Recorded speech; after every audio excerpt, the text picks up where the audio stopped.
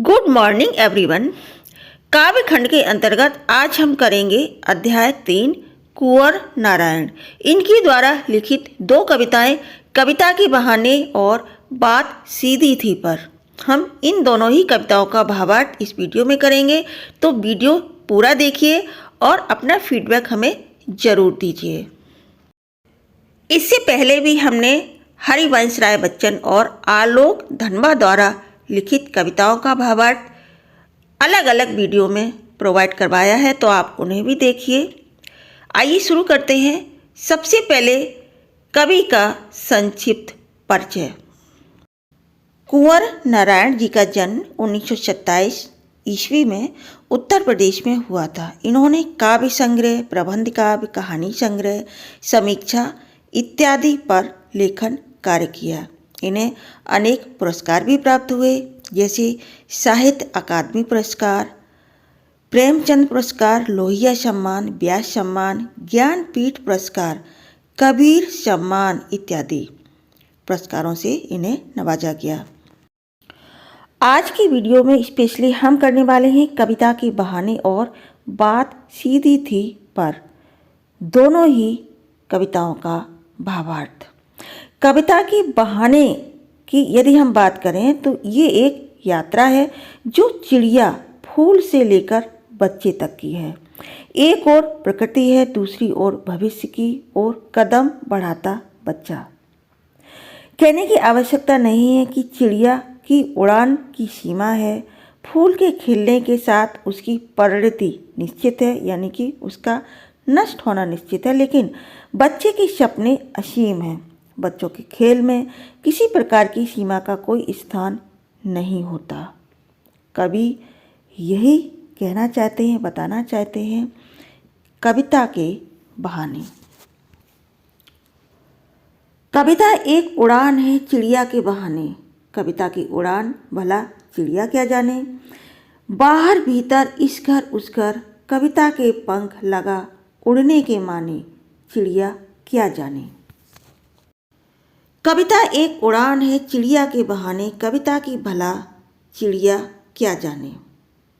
कविता चिड़िया की उड़ान को देखकर नई नई कल्पनाएं प्रस्तुत करती है। कवि कहते हैं कि चिड़िया स्वयं भी उड़ान भरती है, उसमें भी नए नए भाव, नए नए रंग, नए नए विचार आते हैं। किंतु कविता की उड़ान इतनी ऊंची होती है कि बेचारी चिड़िया उसका और छोर तक नहीं जान पाती। कवि कहते हैं कि कविता का विस्तार चिड़िया की समझ से परे है।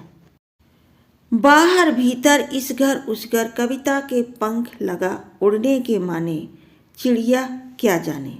कवि कहते हैं कि कविता न केवल घर के भीतर होने वाली गतिविधियों पर लिखी जाती है, बल्कि बाहर के संसार को भी व्यक्त करती है। वह कभी इस घर के बारे में लिखी जाती है तो कभी उस घर के बारे में। कहने का तात्पर्य यह है कि कविता में घर घर की कहानी वर्णित होती है। कविता किस प्रकार कल्पना के पंख लगाकर सब जगह घूमती है, यह उस बेचारी चिड़िया की समझ से परे है। आशय है कि प्रकृति असीम है, किंतु कविता का क्षेत्र अनंत है। कविता एक खिलना है फूलों के बहाने, कविता का खिलना भला फूल क्या जाने।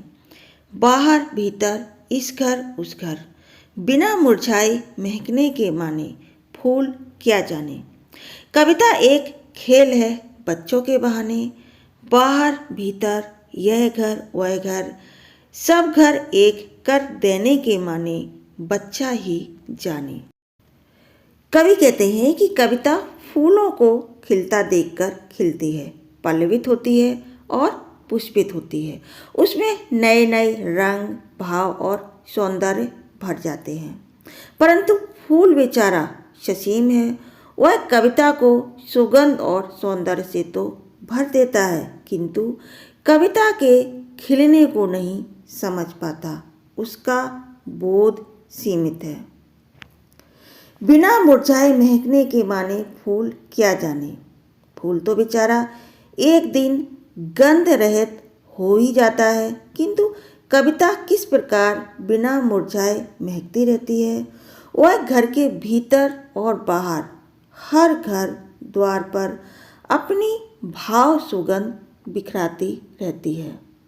इस बारे में बेचारा फूल कुछ नहीं जान पाता।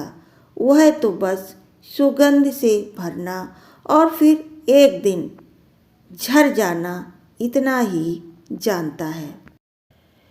कविता एक खेल है बच्चों के बहाने, बाहर भीतर यह घर वह घर, सब घर एक कर देने के माने, बच्चा ही जाने। कवि कहते हैं कि कविता में भी बच्चों के खेलों को देखकर कवि शब्द क्रीड़ा करते हैं। वह शब्दों के, भावों के, विचारों के नए नए खेल खेलते हैं।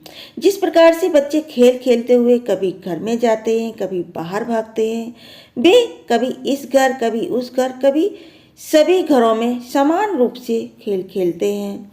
उनके मन में अपनी पराई का भेदभाव नहीं रहता। वे खेल खेल में सभी को अपना बना लेते हैं। वे सब घरों को एक करके क्या कहना चाहते हैं यह तो बच्चे ही जानते हैं।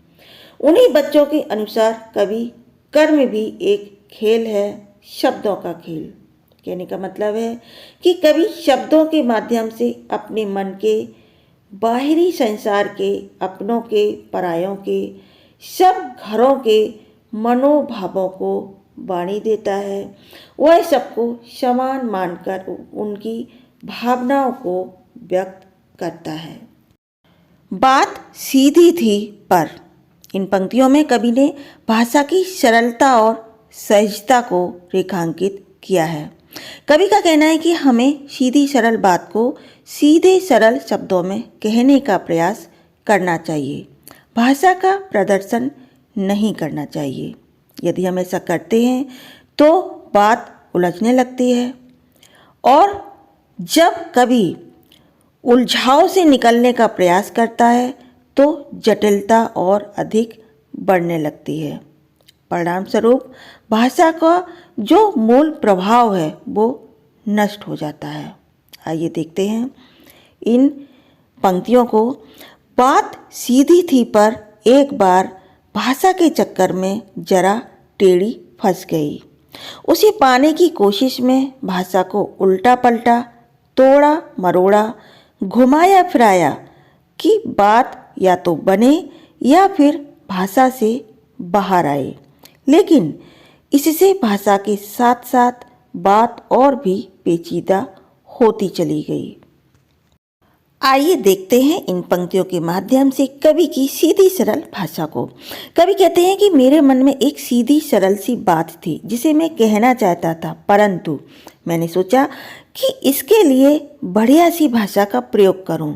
जैसे ही मैंने भाषाई प्रभाव जमाने की चेष्टा की, इतनी कोशिश की, बात की सरलता खो गई। सरल सी बात जटिल हो गई, यानी कि उलझ गई। तब मैंने मूल बात को व्यक्त करने के लिए भाषा के शब्दों, वाक्यांशों, वाक्यों आदि को बदलना शुरू किया। भाषा को उल्टा पलटा, तोड़ा मरोड़ा, घुमाया फिराया कि बात या बने या फिर भाषा से बाहर आए।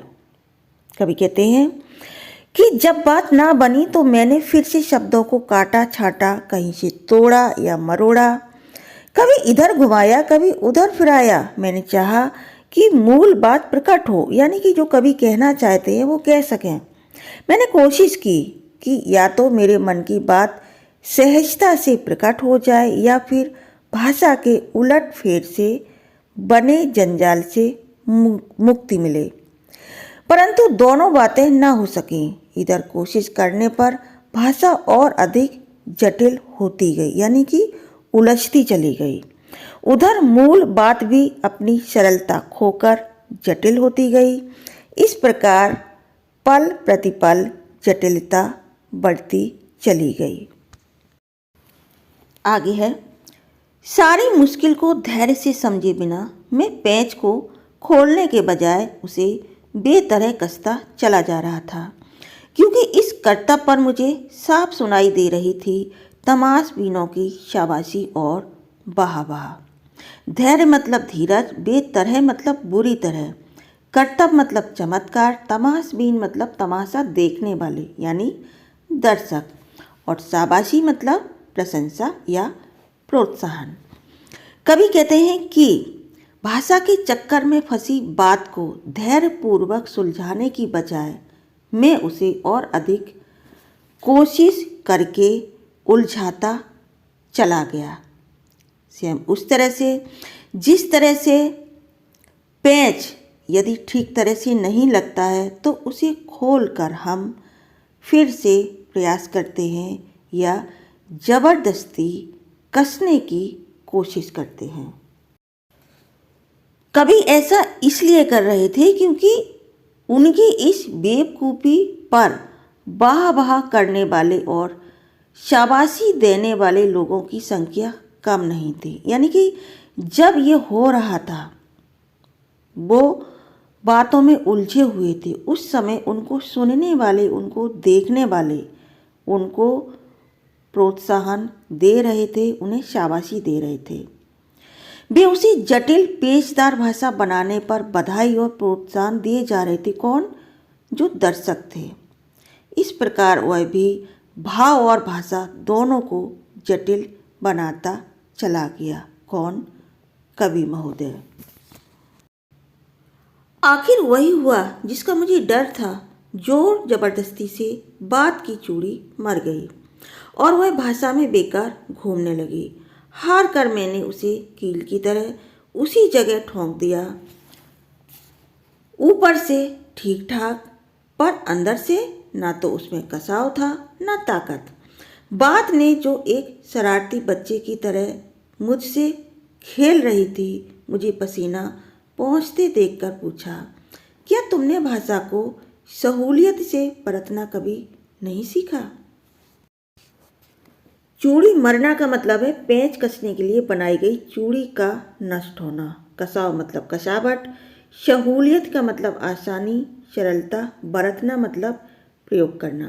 कवि कहते हैं कि भाषा के साथ जबरदस्ती करने का वही परिणाम हुआ जिसका उन्हें डर था।